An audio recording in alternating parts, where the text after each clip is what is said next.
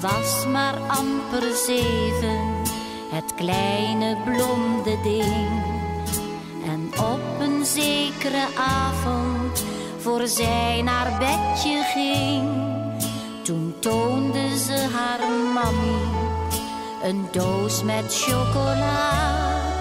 En blij en opgetogen vertelde ze aan ma van een ome, een lieve ome, die ik gisteren tegenkwam. Van die ome, die lieve ome, krijg ik morgen nog wat mooiers, mam.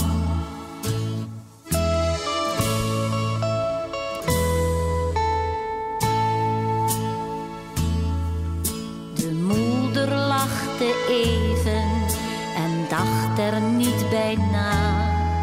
Haar kind was zo gelukkig met al die chocola. En toen ze haar kleine meisje te rusten had gelegd, was zij alweer vergeten wat of het had gezegd van een ome, een lieve ome, die ik gisteren tegenkwam.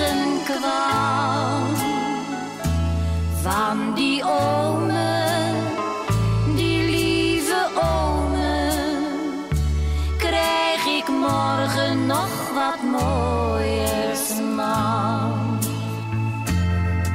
Maar op een zekere avond, toen kwam het kind niet thuis. De moeder zat vol angsten en rende toen uit huis. Ze vroeg aan alle kanten, ze zocht in elke straat. Toen heeft ze het begrepen, maar toen was het te laat. Van een ome, een lieve ome, die ik gisteren tegenkwam. Van die ome, die lieve ome, krijg ik morgen nog wat mooiers, mam.